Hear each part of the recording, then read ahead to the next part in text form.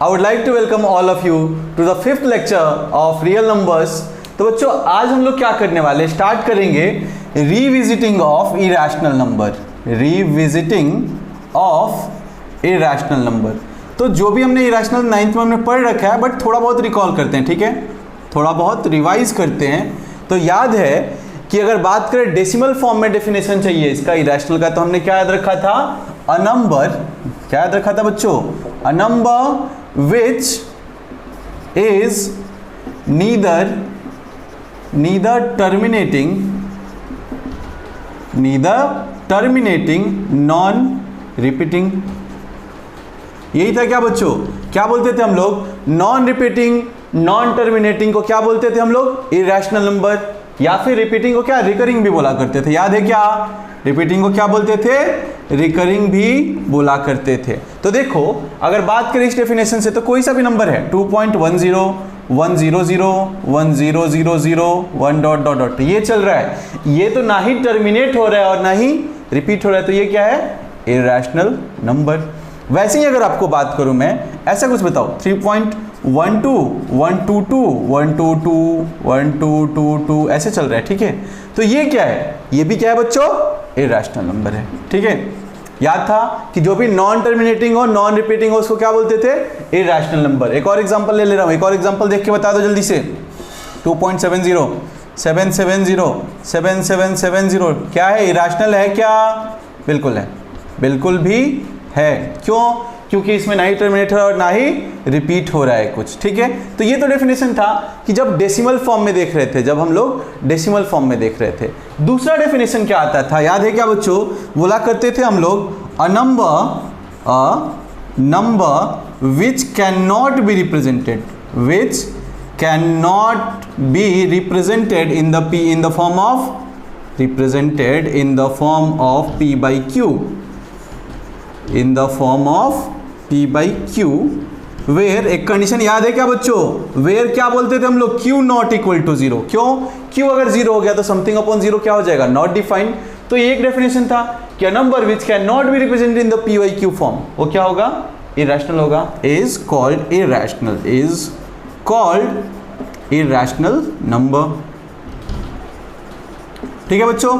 तो देखो अगर आपको डेसिमल फॉर्म में देखा है, अगर आपको डेसिमल फॉर्म में दे रखा है, तब तो ये डेफिनेशन से देख लेंगे कि जो ना टर्मिनेट हो रहा हो और ना ही कुछ रिपीट हो रहा होगा, वो क्या होगा, इरेशनल नंबर होगा। दूसरा डेफिनेशन क्या है, जो भी नंबर जिसको हम p by q फॉर्म में रिप्रेजेंट नहीं कर पा रहे हैं, वो क्या होगा हमारा, इरेशनल नंबर, वो क्या होगा, इरेशनल नंबर। जैसे कि बात करें, जैसे कि अगर बात कर रहा हूं कि any number whose perfect square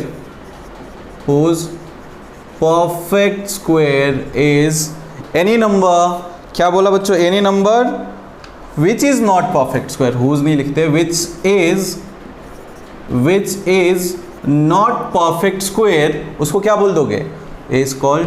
एक चीज बच्चों, any number रूट के अंदर बात कर रहे हैं हम लोग, रूट के अंदर बात कर रहा हूं मैं, स्ट्रैक्टली नहीं बोलने का कि फाई का सर कोई परफेक्ट स्क्वायर नहीं होता है तो फाई इरेशनल है, मैं रूट के अंदर बात कर रहा हूं। जैसे स्क्वायर रूट की बात चल रही है, किसी का भी स्क्वायर रूट जिसका परफेक्ट नहीं है, वो क्या हमारे लिए, इज इरेशनल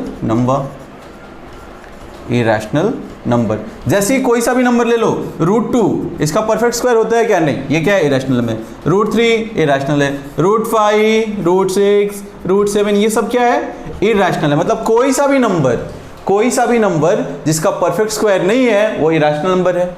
अब इसको क्या बोल सकते हो, इसको आप ये भी बोल सकते हो, फिलहाल ये चीजें लिख लो। दो डेफिनेशन थे, पहला डेफिनेशन क्या था, कौन सा डेफिनेशन था, ये डेसिमल फॉर्म में, कौन से फॉर्म में, डेसिमल फॉर्म में, ठीक है बच्चों।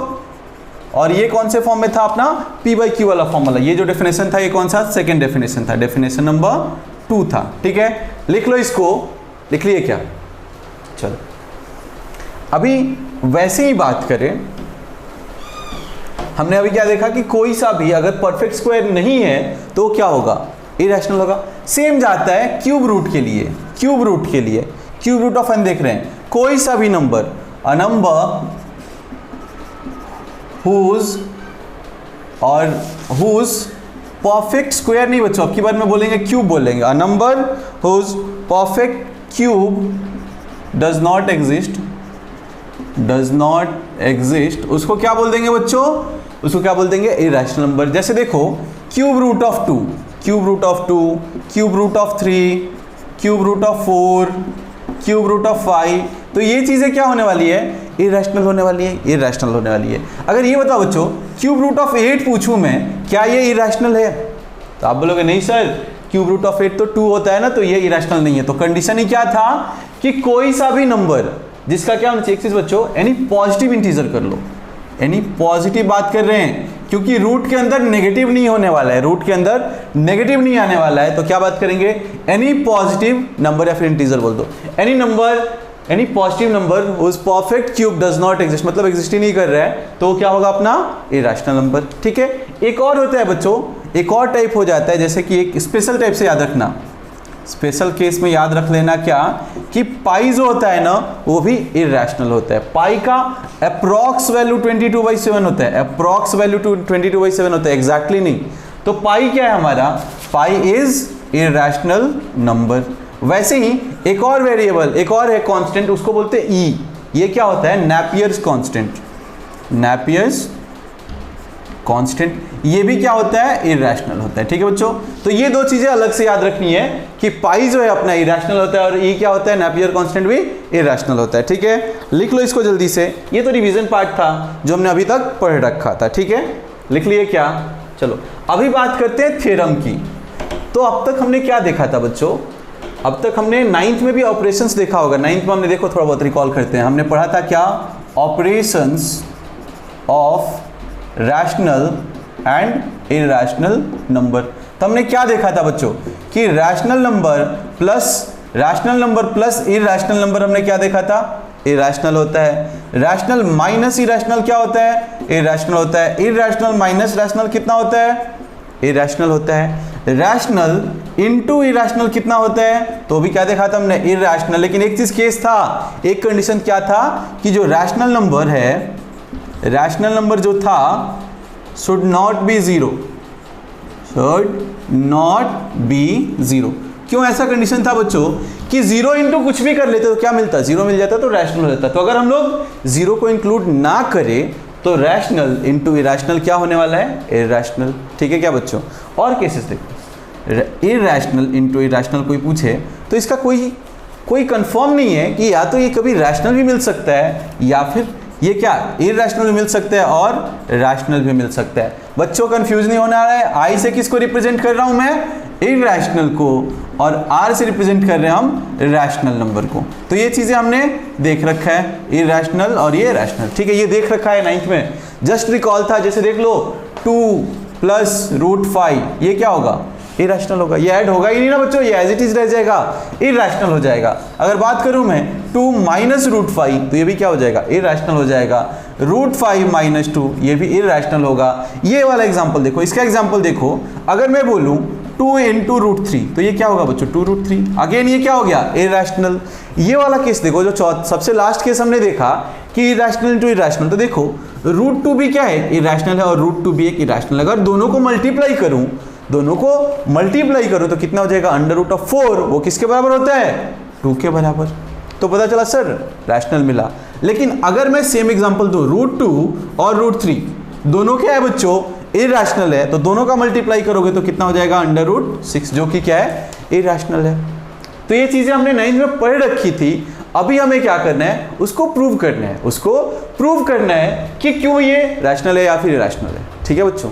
ठीक है क्या?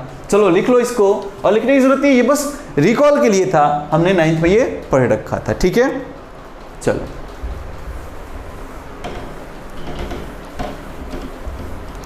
अभी नेक्स्ट एक थ्योरम पे बात करते हैं। एक थ्योरम है, उसको डायरेक्ट नहीं पूछते लेकिन उसका यूज आएगा हमें प्रूफ करते टाइम। तो हमारे एनसीईआरटी में ये जो थ्योरम है, ये थ्योरम है अपना 1.3।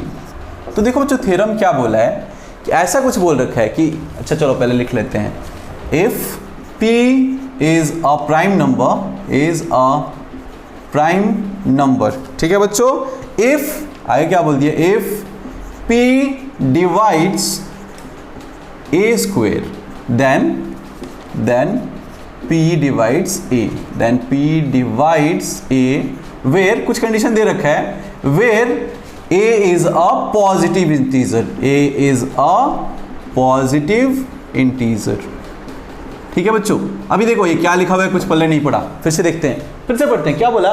P एक कोई सा भी प्राइम नंबर है, अगर वो A स्क्वायर को डिवाइड कर रहा है तो वो A को भी डिवाइड करेगा, वो A को भी डिवाइड करेगा। तो देखो इसका प्रूफ बहुत ही सिंपल है और हमें याद प्रूफ की जरूरत ज़्यादा नहीं है। इस स्टेटमेंट को हम बहुत यूज़ करने वाले हैं, इस स्टेटमेंट को यूज़ करने वाले हैं। तो देखो हमने क्या बोला कि ठीक है सर, जो जो क्वेश्चन में बोला है वही से स्टार्ट करते हैं ना। हमने क्या बोला कि ओके ठीक है, क्या बोला था? P is a prime number. ठीक है, अज्यूम कर लिया, let P be a prime number. और क्या अज्यूम करना था सर? कोई सा एक A नंबर का अज्यूम करना था जो कि पॉजिटिव इंटीजर होना चाहिए। तो और बोल लो क्या? And A be a positive integer, positive integer. ठीक है बच्चों, तो एक चीज पता है हमें कि कोई सा भी पॉजिटिव इंटीजर होता है, कोई सा भी पॉजिटिव इंटीजर ले लो, उसको हम लोग प्रोडक्ट ऑफ प्राइम्स के फैक्टर में लिख सकते हैं। क्या प्रोडक्ट ऑफ प्राइम्स के फॉर्म में लिख सकते हो क्या? जैसे देखो 6 है, तो 6 का फैक्टराइज करना हमने सीख लिया है। 2 से किया 3 टाइम्स में, 3 से किया 1 टाइम्स में, तो 6 को क्या लिख सकते हैं हम? 2 into 3। तो यही चीज मैं बोल रहा हूं, कोई सा भी इंटीजर है उसको प्रोडक्ट ऑफ प्राइम नंबर लिख सकते हैं। क्या प्रोडक्ट ऑफ प्राइम नंबर के फॉर्म में लिख सकते हो क्या? एक और देखो एग्जांपल, एक और एग्जांपल देख ले। क्या लिख लेते हैं? चलो कितना ले लें? 24। 24 को देखो अगर फैक्टराइज करना होगा, सो 2 से किया कितने टाइम्स में? 12 टाइम्स में, 2 से किया 6 टाइम्स में, 2 से किया 3 टाइम्स में, 3 से किया 1 टाइम्स में। तो इसको क्या लिख सकते हो? 2 into 2 into 2 into 3। तो यही चीज बोल रहा हूं कि कोई सा भी पॉजिटिव इंटीजर होगा उसको प्रोडक्ट ऑफ प्राइम नंबर के फॉर्म में लिख सकते हैं ना। तो वही चीज हमारे A के भी साथ जाएगा। A क्या है? हमारा पॉजिटिव इंटीजर। तो हमें पता है, हम क्या बोलेंगे? We know that. या फिर इसको शॉर्ट फॉर्म में कभी कभी मैं WKT लिख दूंगा तो कंफ्यूज नहीं होने वाला है। ठीक है, we know that every positive integer, हमें क्या पता है? Every positive integer, positive integer can be represented as product of primes, as product of primes। ठीक है बच्चों, ये चीज तो हमने देखा कि किसी भी पॉजिटिव इंटीजर को प्राइम के फॉर्म में, प्रोडक्ट के फॉर्म में लिख सकते हैं। तो देखो इसको इरेज करते हैं, यहां तक हमने लिख लिया। तो ऑब्वियसली A के भी तो कुछ प्राइम फैक्टर हुए होंगे ना, A के भी कुछ प्राइम फैक्टर्स हुए होंगे। तो हम क्या करने वाले हैं नेक्स्ट? हम क्या करने वाले हैं कि A के प्राइम फैक्टर होंगे, मतलब P1 into P2 into P3 into, चाहिए तो लिख लो ऐसे, into dot dot dot into Pn। इस फॉर्म में लिख सकते हैं ना बच्चों। वेयर क्या है? P1 P2 dot dot dot Pn क्या है? Are primes, are primes. एक चीज बच्चों इसमें इंपॉर्टेंट है, एक चीज मेंशन करेंगे कि प्राइम तो है बट जरूरी नहीं है कि यूनिक हो, बट जरूरी नहीं है कि यूनिक हो। जैसे कि हमने 24 को लिखा था 2 into 2 into 2 into 3, तो जरूरी नहीं है ना कि सब अलग हो। इसमें पता चला 2 बहुत बार है, तो एक चीज कंडीशन और लिखेंगे, and not necessarily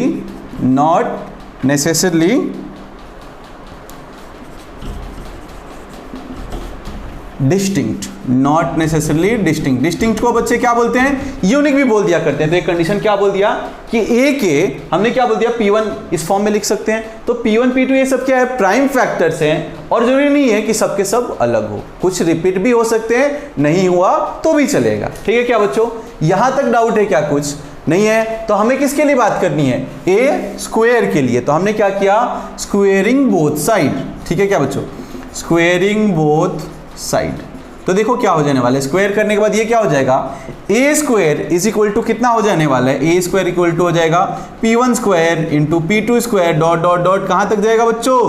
Pn square. यहां तक जाएगा ना बच्चों, यहां तक जाएगा। अभी यहां पे देखो हमें क्या बोल दिया है कि P किसको डिवाइड कर रहा है? A स्क्वायर को। तो हमें क्या बोल दिया है? हियर क्या बोल रखा है हमें बच्चों? P divides A square. ठीक है बच्चों, तो क्या पता चल रहा है? दिस इंप्लाइज क्या कर रहा है कि P अगर A स्क्वायर को डिवाइड कर रहा है, मतलब P जो है इनमें से कोई एक ना एक होने वाला है। इधर से क्या पता चला?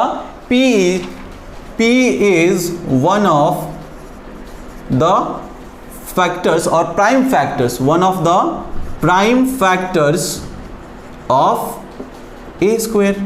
यही है ना। अगर डिवाइड कर रहा है इसका मतलब क्या है, वो इसका एक फैक्टर होगा। मतलब p का जो वैल्यू होगा, p इसमें से कोई सा तो होगा, p1 स्क्वायर होगा या फिर p2 स्क्वायर या फिर कुछ तो होगा ना स्क्वायर। तो इधर से क्या पता चल रहा है कि p इसका स्क्वायर इसका फैक्टर है। मतलब क्या पता चला, p क्या पता चला बच्चों, p is also a factor of a। ये चीज पता चला क्या, ये चीज पता चला क्या, क्या बोला कि p क्या हो रहा है, इसका फैक्टर है, a स्क्वायर का फैक्टर। मतलब p1 स्क्वायर कुछ तो हुआ होगा, कुछ तो हुआ होगा ना। तो क्या बोल रहे हैं हम लोग, p a स्क्वायर का फैक्टर था तो a का भी फैक्टर होने वाला है।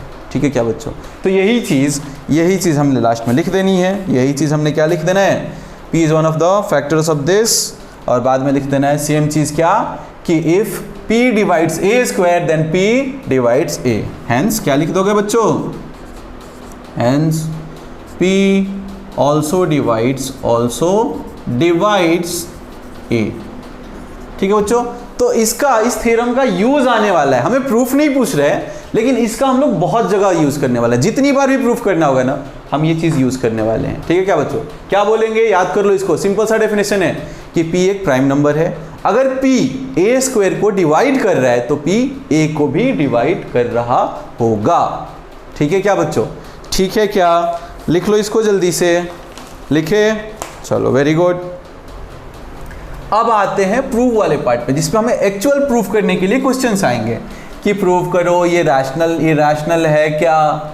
ठीक है क्या बच्चों, तो उसके लिए देखते हैं कि करना कैसे होता है। एक क्वेश्चन देखते हैं। ठीक है बच्चों, कि थ्योरम आपने एनसीईआरटी में क्या है, थ्योरम 1.4।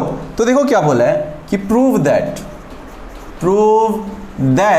√2 is irrational। तो देखो बच्चों, इसको जब भी हम लोग को प्रूव करना होगा ना, तो हम लोग एक मेथड यूज करेंगे। उस मेथड को बोलते हैं खुद को झूठा साबित करना। बिल्कुल नहीं, उस मेथड को क्या बोलते हैं बच्चों, मेथड ऑफ कॉन्ट्राडिक्शन। उसको क्या बोलते हैं बच्चों, मेथड ऑफ कॉन्ट्राडिक्शन। ठीक है, मतलब करना क्या होता है कि पहले हम कुछ अज्यूम करेंगे कि हमें इरेशनल प्रूफ करना है, तो हम बोलेंगे नहीं सर ये तो रैशनल है। ठीक है, हम उल्टा स्टार्ट करेंगे।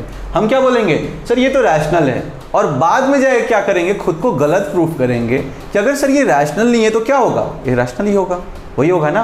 तो वही करना है, हमें वही करना है, झूठ बोलना है। इसमें क्या करना है, झूठ बोलना है बस।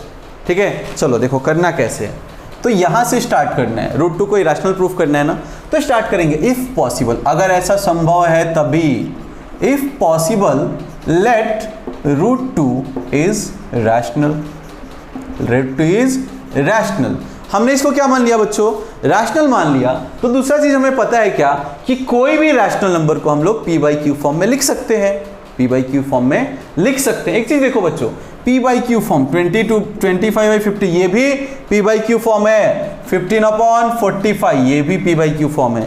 लेकिन सिंपलेस्ट बोल रहा हूं बच्चों, सिंपलेस्ट मतलब क्या होता है कि कुछ और कॉमन ना रहे दोनों में। सिंपलेस्ट का मतलब दोनों में कुछ भी कॉमन ना हो। जैसे देखो 25 से 1 टाइम्स में, 25 से 2 टाइम्स में, ये किसके बराबर हो गया, 1/2 के फॉर्म में। तो ये सिंपलेस्ट फॉर्म है, ये दोनों इक्वल ही है, लेकिन this is called simplest form, this is called simplest form. वैसे ही बात करें, ये एक रैशनल नंबर है, नो डाउट रैशनल नंबर है, लेकिन ये सिंपलेस्ट फॉर्म नहीं है। क्यों, क्योंकि कुछ ना कुछ तो कैंसिल होने वाला है, बहुत कुछ कॉमन है इसमें। तो देखो 15 से 1 टाइम्स में, 15 से 3 टाइम्स में, अब जाके 1/3 जो मिला, ये क्या है, simplest form.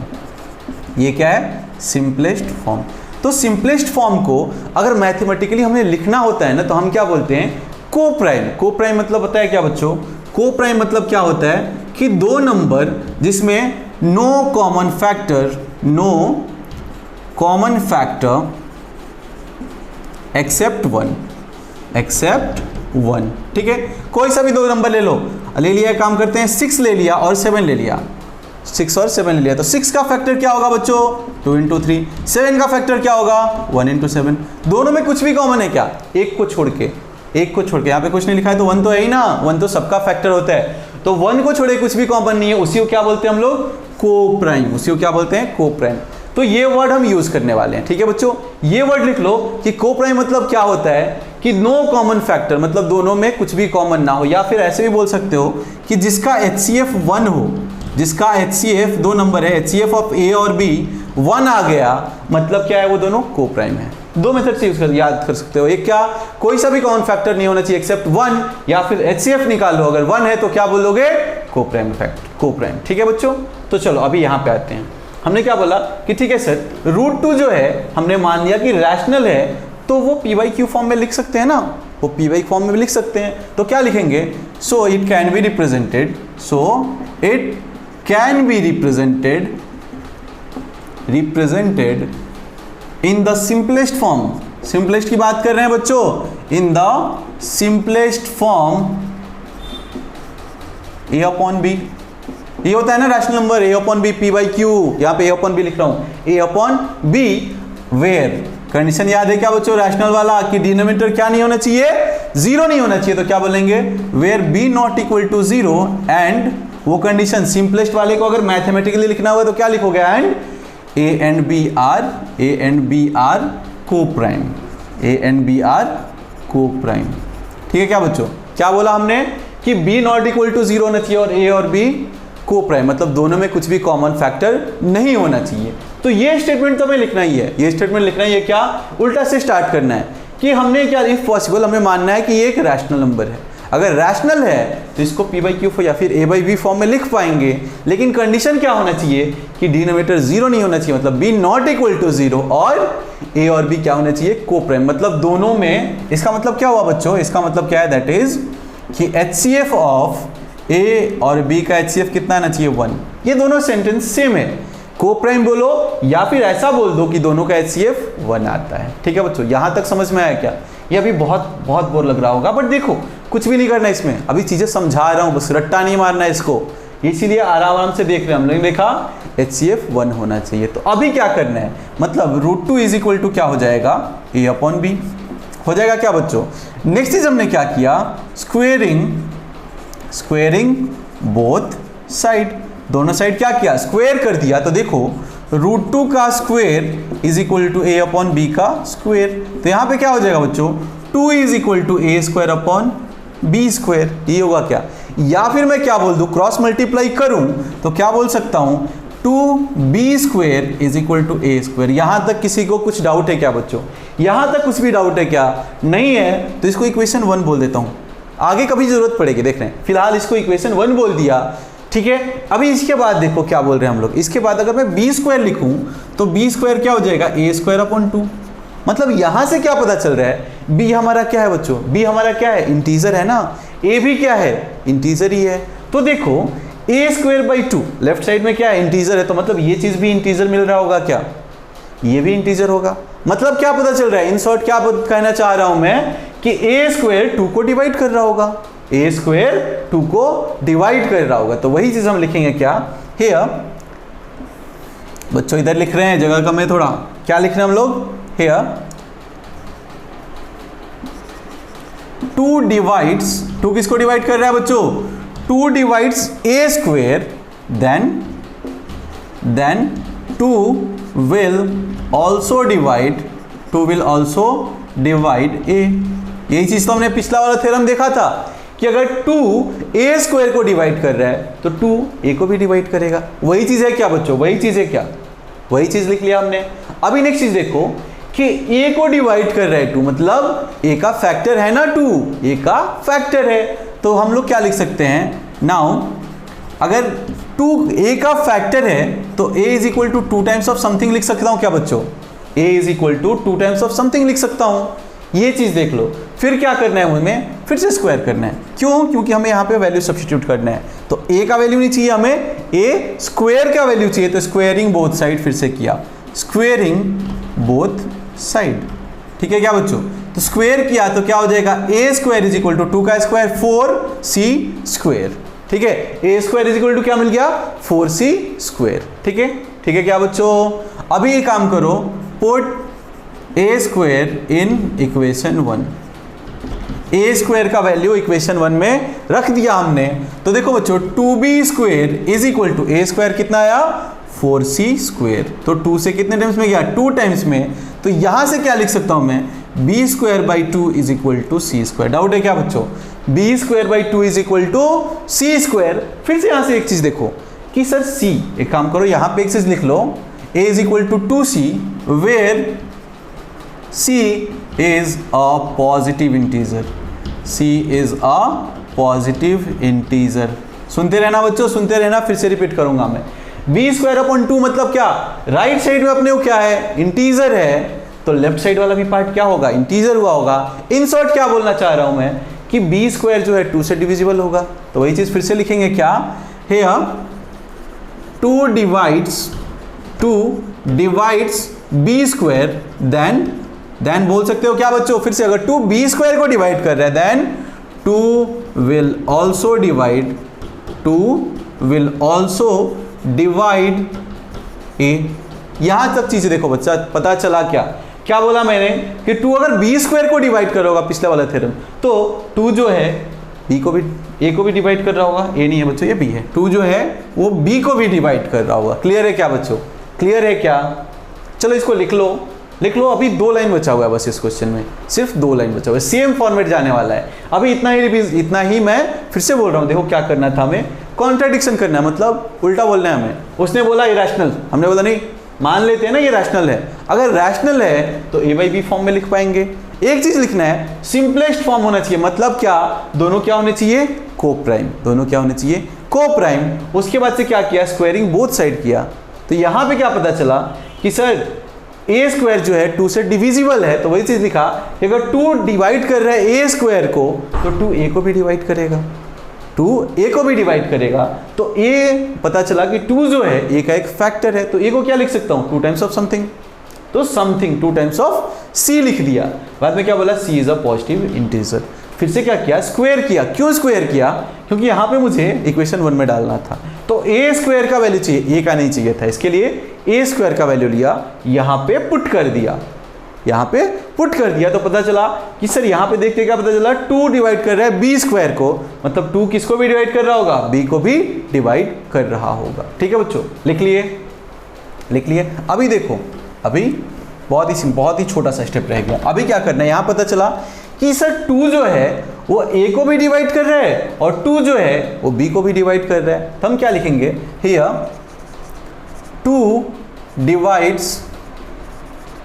Divides a and b, दोनों को डिवाइड कर रहा है ना, 2 डिवाइड्स ए और बी, या फिर क्या बोल सकते हो, here 2 is a common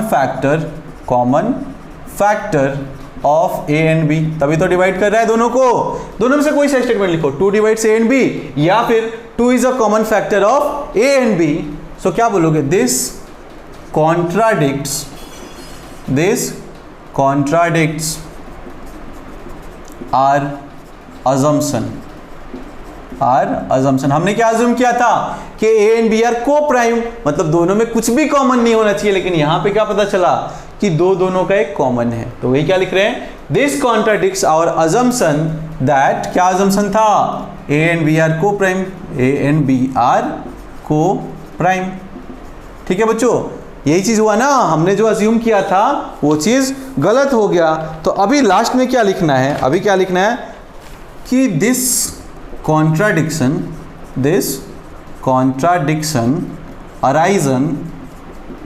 arisen due to our wrong assumption। मतलब देखो बच्चा हुआ क्या, हमने स्टार्ट किया था क्या कि दोनों को कोप्राइम माना था, लेकिन बाद में क्या पता चला कि नहीं सर वो दोनों तो कोप्राइम है ही नहीं ना, दोनों के बीच में एक कॉमन फैक्टर है जो 2 है, तो पता चला कि सर कॉन्ट्राडिक्शन हमारा जो था वो क्या करे, कॉन्ट्राडिक्ट कर रहा है हमारे अजम्पशन को कि दोनों क्या कोप्राइम है। तो ये कॉन्ट्राडिक्शन क्यों हुआ, क्योंकि हमने क्या माना था, हमने रॉन्ग अज्यूम माना था। रॉन्ग अज्यूमशन क्या माना था, दैट इज क्या माना था बच्चों कि रूट टू इज रैशनल। तो क्या पता चला, तो क्या बोलोगे, hence root two is irrational, देखो बच्चों फिर से बोल रहा हूं, यहां तक का अगर स्टेप क्लियर है तो उसके बाद क्या करना था हमें, उसके बाद यही लिखना था कि यहां पे देखा हमने 2 जो है ए को भी डिवाइड कर रहा है, 2 जो है बी को डिवाइड कर रहा है, मतलब 2 क्या है बच्चों, कॉमन फैक्टर है ना, तो वही चीज लिखा हमने, 2 is a common factor of A and B. But क्या हो रहा है, this contradicts our assumption that A and B are coprime. मतलब ये कॉन्ट्रडिक्शन क्यों हो रहा है? क्योंकि हमने क्या किया था, अजम्पशन ही गलत किया था कि √2 इज रैशनल है। तो फाइनली क्या बोलेंगे बच्चों, √2 इज इरैशनल। इस पूरे मेथड को क्या बोलते हैं? इस पूरे मेथड को बोलते हैं method of contradiction. Method of contradiction मतलब खुद को गलत साबित कर रहे हैं, हम खुद को गलत साबित कर रहे हैं। ठीक है क्या बच्चों? लिखो, एक और एग्जांपल देखते हैं और ज़्यादा क्लियर होगा। और एग्जांपल देखते हैं, फिर से देख और क्लियर होगा। लिख लिए क्या इसको? अभी क्वेश्चन में थोड़ा चेंज करते हैं। अभी क्वेश्चन में चेंज कर दिया क्या कि √3 को इरैशनल प्रूफ करके बताओ सर। एक से तो हमें समझ में ही नहीं आया, √3 को इरैशनल करके बताओ तो पता चले। तो कोई बात नहीं बच्चों, कोई बात नहीं, इसको भी स्टार्ट करेंगे। अगेन सेम मेथड यूज करना है। जब भी अपने को इरैशनल प्रूफ करना होगा ना, तो हम यही मेथड यूज करने वाले, क्या? झूठा साबित करना है खुद को। ठीक है, तो स्टार्ट करेंगे। इफ पॉसिबल क्या करना था हमें? Let √3 is rational. इससे तो स्टार्ट कर रहे थे बच्चों कि √3 को हमने क्या कर लिया? रैशनल मान लिया। तो हमें पता है कोई सा भी रैशनल p/q फॉर्म में होगा, तो क्या लिखेंगे? सो it can be represented in the simplest form कौन सा बच्चों? a/b where, ये चीज लिखना है याद से, where a and b क्या होने चाहिए बच्चों? को प्राइम होने चाहिए। where a and b are को प्राइम्स। इसका मतलब क्या होता है बच्चों? को प्राइम मतलब क्या? कि HCF of a, b is equal to 1। तो ये चीज लिखना ही लिखना है। ठीक है क्या बच्चों? HCF क्या है इसका? 1 है। अगेन स्टार्ट करो, फिर √3 इज इक्वल टू क्या हो जाएगा? अगर रैशनल फॉर्म में है तो a/b। फिर क्या कर रहे थे बच्चों? स्क्वायर कर लो, squaring both side. So square किया तो कितना हो जाएगा? 3 इज इक्वल टू a²/b²। अभी देखो बच्चों, अगर क्रॉस मल्टीप्लाई में करूं तो क्या लिख लूंगा? a² is equal to 3b²। इसको बोल दिया मैंने इक्वेशन नंबर 1। तो a² is equal to 3b² मिल गया। या फिर इसको क्या बोल सकता हूं मैं? b² इज इक्वल टू कितना हो जाएगा बच्चों? a²/3। तो यहां से देखो लेफ्ट साइड में क्या मिल रहा है? b क्या है? इंटीजर है। तो लेफ्ट साइड में इंटीजर है तो RHS में भी क्या होना चाहिए? इंटीजर ही तो होना चाहिए। मतलब a²/3 इंटीजर है, मतलब क्या? कि a² को 3 डिवाइड कर रहा है। तो क्या लिखेंगे? हियर 3 डिवाइड कर रहे हैं ना बच्चे a² को, तो क्या लिखेंगे? Here 3 divides a², then 3 will also divide a। Doubt है क्या बच्चों? यही थ्योरम था ना कि अगर 3a² को डिवाइड कर रहा तो 3a को भी डिवाइड करेगा। ठीक है, अभी नेक्स्ट चीज देख रहे थे। अभी क्या कर रहे थे हम लोग कि ठीक है ये चीज तो हो गया, मतलब a का 3 एक फैक्टर है। पता चला कि सर a जो है को 3 डिवाइड कर रहा है, मतलब a जो है वो 3 का एक फैक्टर है। तो a इज इक्वल टू क्या लिख सकता हूं मैं? 3 times of something, where c क्या है बच्चों? Where c is a positive integer. c is a positive integer. ठीक है बच्चों, हमने क्या बोल दिया? Where c is a positive integer. तो एक चीज देखो, a इक्वल टू 3c आ गया, लेकिन मुझे क्या चाहिए इक्वेशन 1 में? a² चाहिए। इक्वेशन 1 में क्या चाहिए? a²। तो a² इक्वल टू कितना होगा बच्चों? 9c²। तो हमें क्या करना है? पुट a² इन इक्वेशन कौन से? फर्स्ट में। तो a² का वैल्यू कितना रख दिया? 9c² is equal to 3b²। तो देखो बच्चों, 3 1 जा 3, 3 3 जा 9। मतलब क्या हुआ कि c² is equal to b²/3 ही होगा क्या? तो अगेन देखो, c क्या हमने माना था? इंटीजर है। लेफ्ट साइड में इंटीजर है तो राइट साइड में भी क्या होगा? इंटीजर ही होगा ना। तो हम क्या बोलेंगे कि b²/3 एक इंटीजर है। मतलब क्या? 3 डिवाइड्स b²।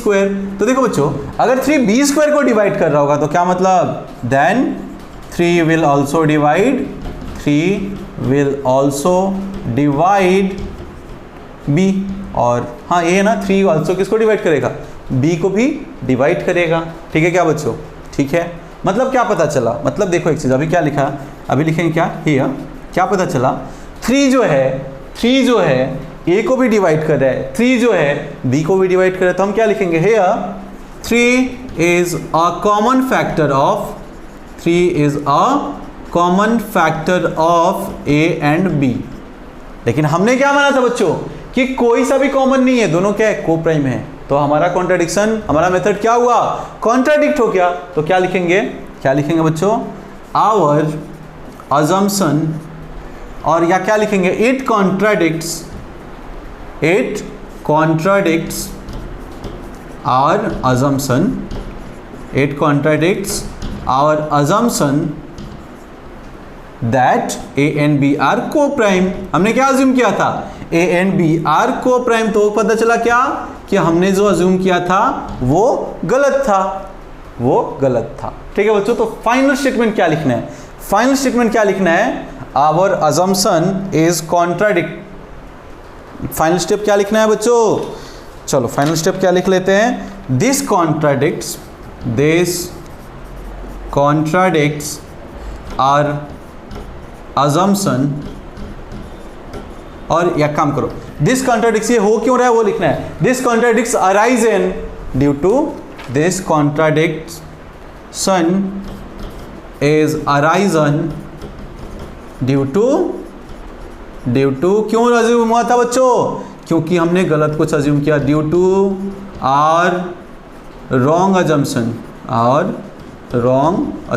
एक बार फिर से बोलता हूँ बच्चों, बहुत लेंथी दिख रहा है। क्या बोला हमने कि क्या लिखेंगे, 3 is a common factor of A and B, but हमने क्या माना था, दोनों को प्राइम है। तो क्या लिखा, it contradicts our assumptions that A and B are coprime. अब ये चीज हो क्यों रहा है, तो क्या लिखा हमने, दिस कॉन्ट्राडिक्शन इज अराइजन, क्यों हो रहा है बच्चों, due to our wrong assumption, हमने क्या माना था, √3 is rational, that means final statement लिखना रह गया। सब तो प्रूफ हमने कर ही दिया, फाइनल स्टेटमेंट क्या रह गया, दैट मीन्स हेंस, और दैट मीन्स क्या, हेंस ही लिख दो, हेंस √3 इज इरैशनल,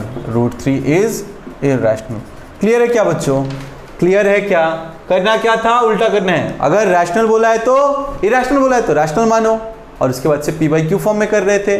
फाइनली क्या शो करना था कि दोनों का कॉमन फैक्टर कुछ है, जो कि हमने माना था क्या, कुछ भी कॉमन नहीं है 1 को छोड़ के, तो उसी चीज़ को लिखना है। बाद में सबसे लास्ट स्टेटमेंट क्या है कि ये कॉन्ट्राडिक्शन क्यों हुआ, क्यों अराइज हुआ, क्योंकि हमारा एजम्पशन रॉन्ग था। ठीक है क्या बच्चों, तो एक होमवर्क के लिए आप क्वेश्चन लिख लो, इसको लिख लो, पहले लिख लिए क्या, होमवर्क के लिए आपका क्वेश्चन रहेगा आज कि प्रूव दैट √5 इज इरैशनल। हो जाएगा क्या बच्चों, √5 इज इरैशनल। ठीक है बच्चों, लिखे इसको। चलो नेक्स्ट क्वेश्चन पे आते हैं, ठीक है। सो नेक्स्ट क्वेश्चन देखो कि प्रूव दैट, ये क्वेश्चन होमवर्क के लिए लिख लिए क्या, ये क्वेश्चन होमवर्क के लिए लिखे, चलो ठीक है, नेक्स्ट क्वेश्चन आते हैं। प्रूव दैट, नेक्स्ट क्वेश्चन क्या है, प्रूव दैट बच्चों, पीटी मतलब प्रूव दैट, ठीक है, 2 + √3 इज इरैशनल, 2 + √3 इज इरैशनल। थोड़ी देर पहले हमने देखा कि रैशनल प्लस इरैशनल होता है, अभी देखते हैं क्यों हो रहा है, ठीक है बच्चों, क्यों हो रहा है वो देखते हैं। तो स्टार्टिंग कैसे करना है, देखो बच्चों, वो तो क्या था, इंडिविजुअल जब भी नंबर दिया हो, √5, √7, √9 नहीं होता है, √11 ऐसे कुछ दिया हो, तो पहला मेथड जो था हमारा a/b मानना है। इसमें देखो क्या करना है, कि 2 + √3 को इरैशनल प्रूफ करना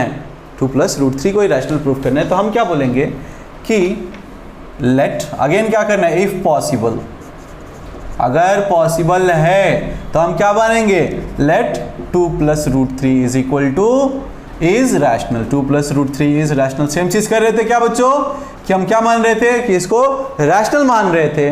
then so it can be represented in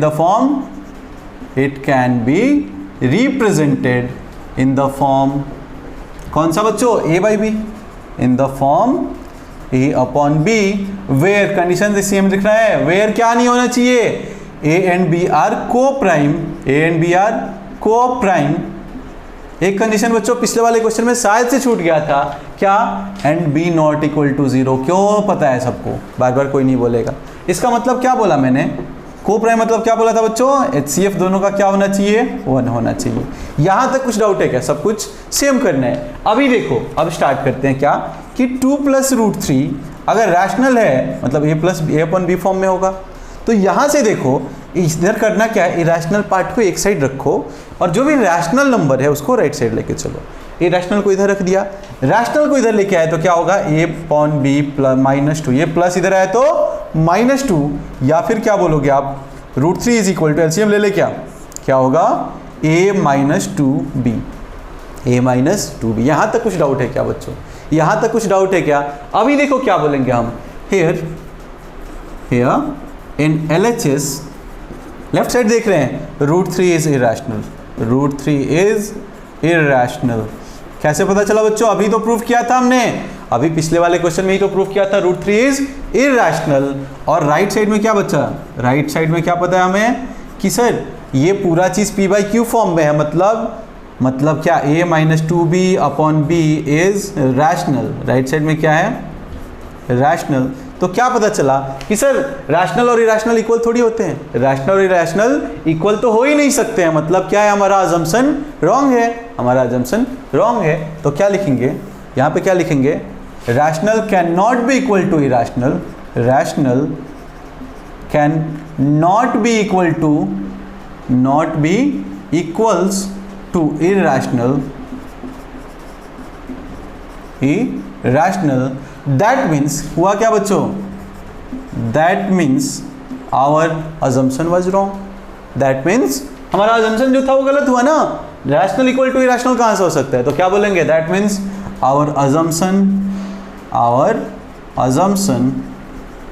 is wrong, that हमने क्या अज्यूम किया था कि 2 + √3 इज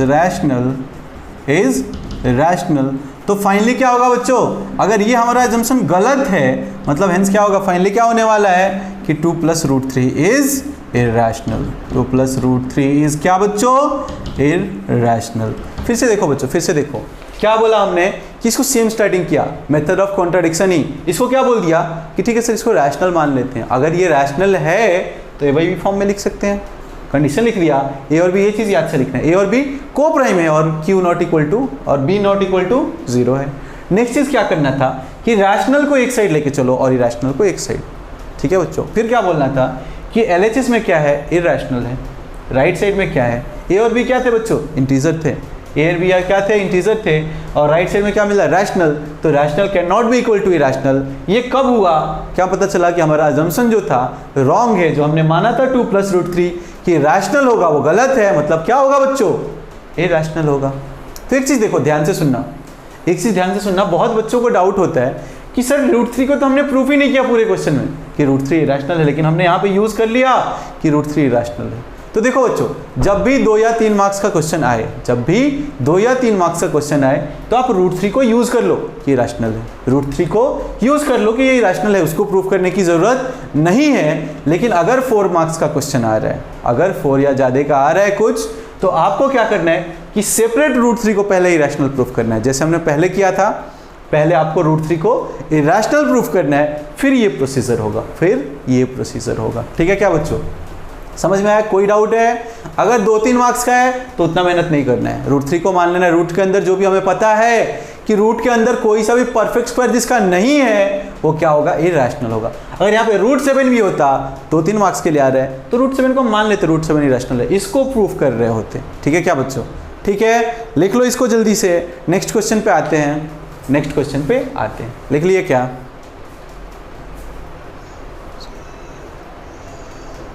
ठीक है बच्चों। तो आज का क्लास काफ़ी लंबा हो गया, इतना ही रहने देते हैं, मिलते हैं नेक्स्ट लेक्चर में, ठीक है बच्चों। तब तक के लिए करते रहो NCERT, ठीक है, ओके, बाय बाय।